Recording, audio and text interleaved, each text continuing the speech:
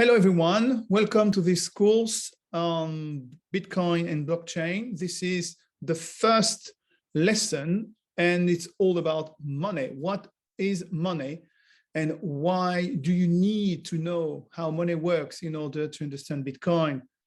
It's because a lot of people who criticize Bitcoin and cryptocurrency say that cryptocurrency has no intrinsic value, no value in it. And they say, whereas the dollar and the euro have value. So we are going to see today that this is not true, and you will be able to understand, even to have a clever answer to these people. And this is very important for you to understand. So let's go. Before we start, I'd love to emphasize that we are, imagine that we are in 1993. Why 1993? Because imagine today is not 2021 and we're talking about Bitcoin, but it's 1993. We're talking about something new, which is called the internet. So we are more or less at the same stage. It's the very, very early days. And everybody talks about that, but really no one knows. A lot of people in the media say a lot of things which are not true. So this course actually is going to help you to have your own opinion about that. So please remember that it's very, very early days. So we are going to study in Bitcoin the coin side, which is not the technical aspect. The technical aspect, we will see that in the chapter 2, which is more blockchain. But now I want to talk about theoretical approach and consideration about what money is, what Bitcoin is, how can we compare Bitcoin to the euro, dollars, or gold. And so it's a kind of preparation for you. So let's really start with the heavy stuff. This title here is Bitcoin is the 6th great innovation of money. For the moment, I don't want you to go beyond that.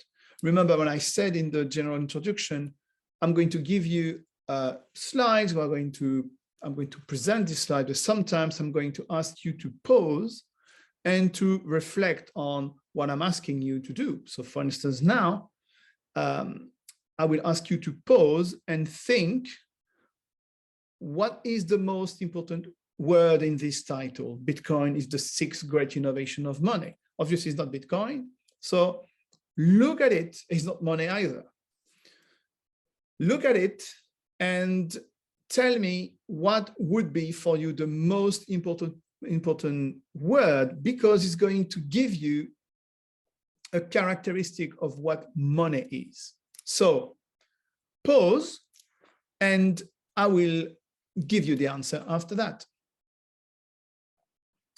Well, okay, so when we talk about innovation, okay, so I will go back to the other one later on. So let's do this pre-analysis of the title, which is going to give us a lot of answers for what money is about and what Bitcoin afterward is about. So when someone says Bitcoin is the 6th great innovation of money, you should ask yourself, so what do you innovate actually on what? Okay, so the answer is you innovate when you've got a technology, okay? So the first massive answer and clue about money and Bitcoin is that Bitcoin and money are technologies. So this is really, when I first learned that, I was shocked, say, oh my God, so money, the thing you've got in your pocket, is a technology. It's one of the oldest technologies, like going back to 5,000 years ago, okay, like 3,000 years before Christ, with Mesopotamian society, civilization, okay? So it's really, really ancient. So it's a technology, and you would say, okay, so when you create the technology, so I'm going to ask you to pause again. When you create a technology, you try to answer with this technology a problem. So what was the problem this money technology was trying to resolve? Pause, look in the internet if you want, have a think, and once you think you have an answer, I'm giving you my answer, okay? So pause and see you in a minute. Right, okay, so for instance, train technology. So why do we invent or have the necessity to invent like the train? Because people wanted to move from point A to point B, a lot of stuff, because they wanted, for instance, to sell 20 cows to a market which was like 60 kilometers from where you are. So you put your cows in a train, it's fast, etc., etc. So the train technology was answering an issue, a problem. The money technology was answering the issue of value. Okay, so it was resolving the exchange of value. So it's a little bit theoretical. So let's go back, let's go to an example. Okay, so for instance, imagine you are in a village, a small village. So I'm going to change my, I'm going to put here, or I'm going to put here. Imagine you are living in a village, okay?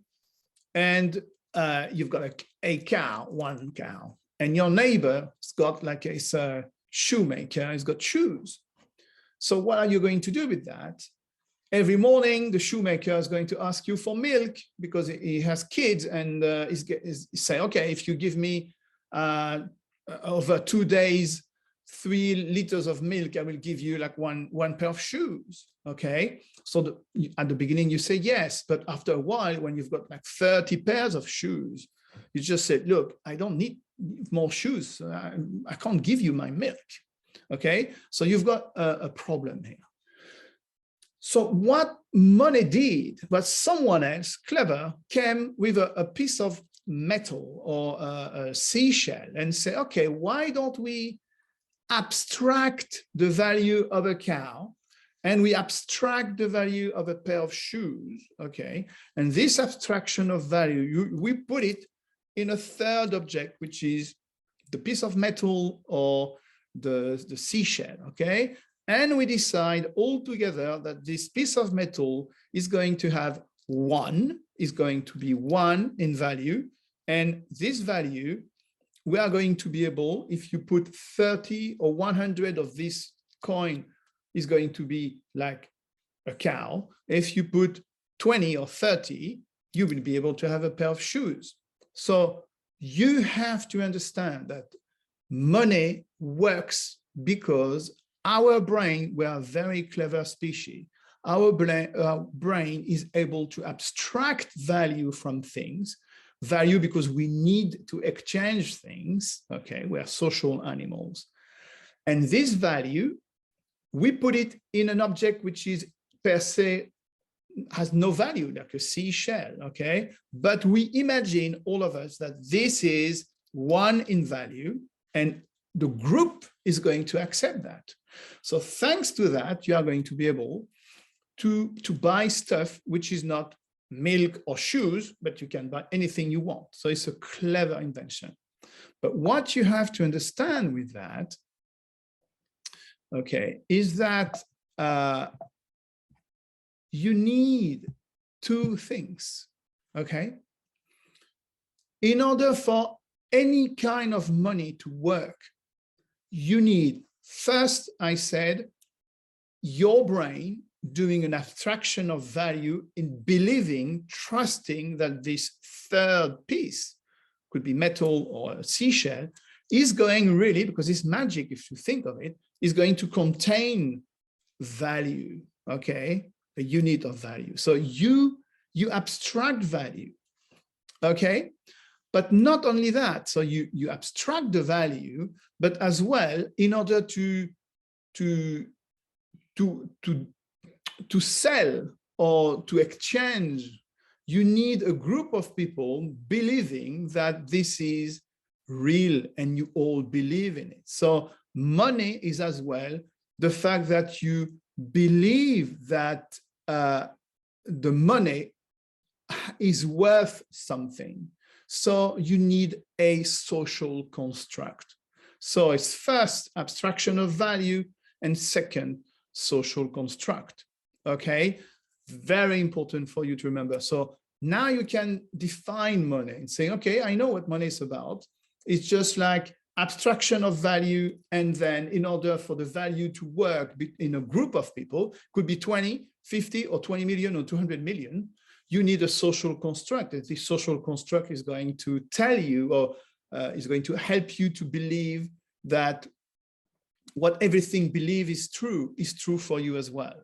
So it's very, very, in a way, if you think of it, money is a technology which answers the problem of value and is abstract value from things we saw. And this abstraction must be accepted by everyone in the group or in the country or in the continent, okay? But you need to think as well that it's very fragile, because suddenly you can stop believing, you can stop trust that this piece of paper you've got in your pocket is worth what it says it's worth. And it happened, for instance, in the Weimar Republic, for instance, the Dutch mark.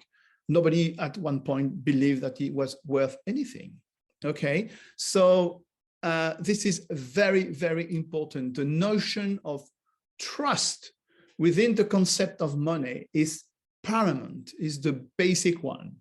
It's very, very important to remember that. And I think we are done with that. I can do one more thing, which is this, because I skipped it. Right, so Bitcoin went through 6 great innovations, all right? And each of these innovation was innovating on a technology, which was trying to exchange value and find new form, more modern of money. So for instance, it started really, really early on, like 10,000 years ago, maybe, like beads, stones, shellfish, tobacco. Tobacco, it was more like in the American Revolution in the 18th century, in Virginia, for instance. But for instance, shellfish, you've got the famous Crowley shellfish, which were, you take something which is rare, and this is the last point of my of today's lesson, is that apart from the abstraction of value, the social construct, this third thing, this piece of metal of seashell must be scarce. And scarcity, you will see with Bitcoin, is very, very important. So if you look at this 6, we started as a civilization with shellfish, and then very quickly we got to precious metal, then paper. Paper means like 1,000 years after Christ, the Chinese invented the paper money. And then in our society, it went a little bit after. And then plastic, which is the credit card you've got, where imagine plastic is like even magic. So how do you believe? So it has to be a social construct. How do you believe that this piece of plastic means that you've got value in it? You must, as a group, believe that, okay? Started in 1942, I think, with Diners Club in New York. And then today, you've got the electronic money, so all your money, your euros or dollars are on a bank account, which is on the internet, is all electronic money. 90% of all money today is electronic, okay? Only 10% is cash. And then you had Bitcoin. So as a really quick conclusion, money is something which must be scarce, okay? And we will see why Bitcoin is so scarce, is why it's so expensive today. Must be in your head a social construct and an abstraction of value, meaning that you have to believe that this piece of wood, this piece of quarry, this anything actually, is worth value that you are going to exchange and get stuff with it. So if you understand this concept, you are really ready for Bitcoin, which is going to be next, maybe not, but 2 or 3 lessons ahead. Thank you so much. Bye-bye.